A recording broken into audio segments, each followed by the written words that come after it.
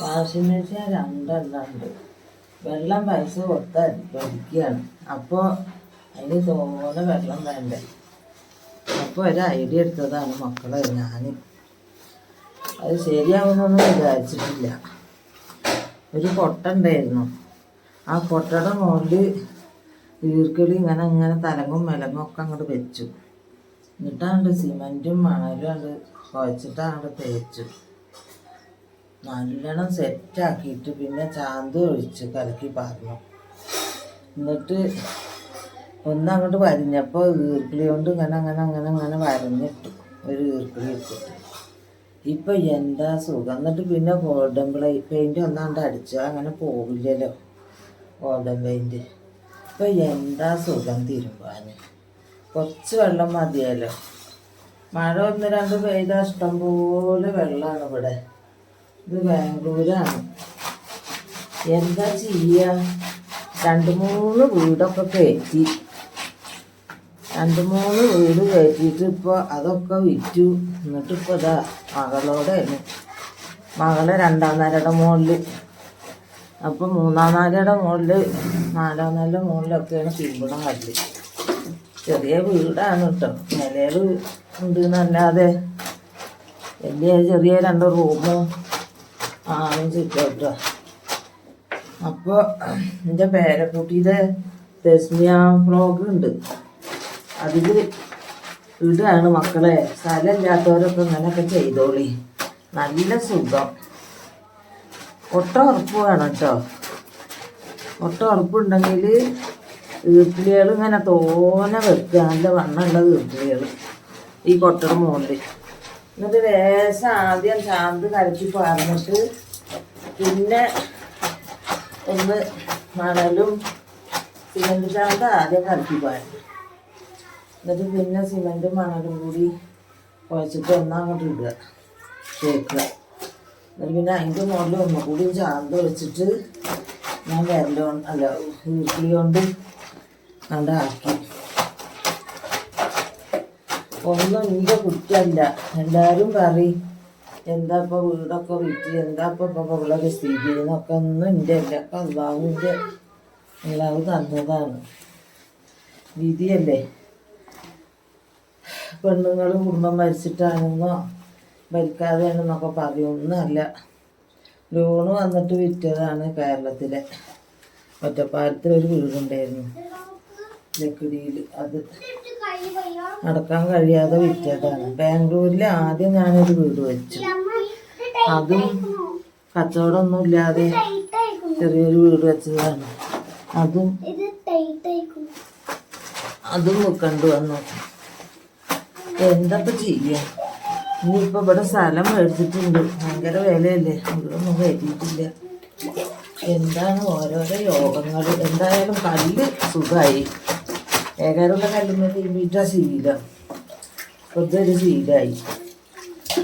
എന്താ പറയുക, ഓരോരോ ചേരാനെ തിന്നണം. നാട്ടിൽ പോയാൽ ചേരയുടെ നടുക്കഷ്ണം തിന്നണം പറയില്ലേ. നല്ല സുഖം. ഒരതി തിരുമ്പാനും. കുറച്ച് വെള്ളം മതി. മറ്റത് ആ ഓട്ടോമാറ്റിക്കിൻ്റെ മെഷീനിലാണ്ട് ഇട്ടാൽ എപ്പോഴാണ് അത് വരിക. വെള്ളം ഒരുപാട് കുടിക്കുക. ഇങ്ങനെ എന്തെങ്കിലുമൊക്കെ ചെയ്താൽ ഇവിടെ ഇന്ന് കഴുകുക, വരുതി തിരുമ്പ. ചില സോപ്പും പൊടിയും കുറച്ച് വെള്ളം ഉണ്ടായാൽ നല്ല മാലിന്യമാണ്. എന്നിട്ട് ഇതൊരു ഭാഗത്തേക്ക് വെക്കുക. ഞാൻ ആ ക്ലോസറ്റ് കാണിക്കുക. അതിൻ്റെ അപ്പുറത്തേക്ക് അങ്ങോട്ട് വെക്കും. വലിയ രീതിയൊന്നും ഇല്ല. നോടെ ഉള്ളു കുളിനോളി. മക്കളെ ഇങ്ങനെയൊക്കെ തിരുമ്പിക്കോളി. ഞാൻ എന്നിട്ട് അതൊക്കെ വിറ്റിട്ട് തിരിഞ്ഞ് ആദ്യം കുറേ നിന്നതാണ് ബാംഗ്ലൂരിൽ. അങ്ങനെ കച്ചവടം കുറഞ്ഞപ്പോൾ പോയതാ. ഇത് വിറ്റിട്ടാണ്. ഞങ്ങളാണ് ആദ്യം കൂടി ഒരു വീട് എടുത്തത്. ഇപ്പോൾ ടൗണും മാതിരിയായി സ്ഥലം. ഞാൻ പിന്നീട് കാണിച്ചു തരുന്നുണ്ട്. എന്നിട്ട് പോയി അവിടെ ഒരു വീടൊക്കെ വെച്ച് അങ്ങനെ അത് ലോണൊന്നും അടക്കാൻ പറ്റുന്നില്ല. അങ്ങനെ പിന്നെ അവിടുന്ന് വിറ്റിട്ട് ഇവിടെ വന്നതാണ്. അപ്പോൾ വെള്ളത്തിൻ്റെ ഇടങ്ങല് കാരണം അങ്ങനെ ചെയ്യുന്നത്. അങ്ങനെ ഒരു കൊക്ക കിട്ടിയാൽ മക്കളെ അങ്ങനെ ചെറിയ എന്തെങ്കിലും പരിപാടി ഒക്കെ നടക്കും. വെള്ളമില്ലെങ്കിലൊക്കെ വെള്ളം ഉണ്ടെങ്കിൽ നല്ല സുഖമാണ്. വാഷിംഗ് മെഷീനിൽ ഇടൽ തന്നെ. 2 വാഷിംഗ് മെഷീനും കളിക്കുക. കുട്ടികളും അതെ, മകളും മരുകളും അവിടുന്ന് തിരിഞ്ഞു. ഞാൻ എൻ്റെ പേരക്കുട്ടിയുടെ കുട്ടി എന്തിയും പരിയും കൂടി ഇവിടുന്ന് എൻ്റെ കലക്കി തിരുമ്പും. ഇവരൊക്കെ ഒന്നും തിരുമ്പാൻ വയ്ക്കില്ലല്ലോ. മറ്റവൾക്ക് ഒരിടങ്ങൾ വേണ്ട പുറത്ത്. അവൾ തിരുമ്പൊക്കെ ചെറുപ്പം ശീലമല്ല. അവൾ വന്നപ്പോഴേ ഞാൻ വാഷിംഗ് മെഷീൻ മേടിച്ചെടുത്തു.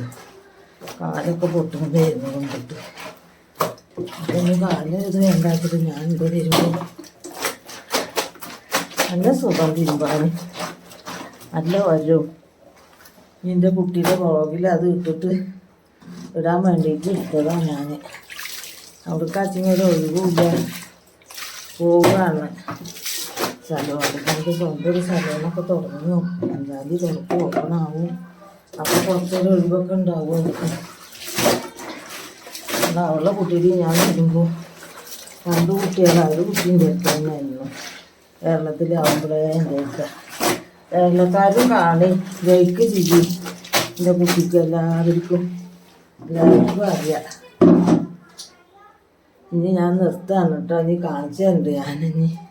വീടൊക്കെ കൂടെ വീട് വെച്ചതും കുറച്ച് നിന്നതും അപ്പോഴത്തെ ഒരു സ്ഥലം ഇപ്പോഴത്തെ ഇപ്പോൾ ടൗണായി. അന്ന് ഒറ്റ വീടില്ല, ഒരു ഷീറ്റിട്ട വീടേ ഉണ്ടായിരുന്നു. 2 ഞങ്ങളുടെ ആൾക്കാരും പ്രോപ്പർട്ടിയിൽ ഒരു വാർപ്പിട്ട വീടിട്ട് ആണെങ്കിൽ കൊല്ലം നിന്ന് തിരിച്ച് പോകുമ്പോൾ വീടൊന്നും ഇല്ല. 1-2 വീടുള്ളൂ. ഇപ്പം എത്ര വീടാ. 2ാമത് ഞങ്ങളും ഇവിടെ തന്നെ വന്നു. എൻ്റെ മകളോട് നിൽക്കുകയാണ്. ഇപ്പോൾ വീടില്ല, കയറ്റാൻ പൈസ ഇല്ല. എന്താ ചെയ്യുന്നത്?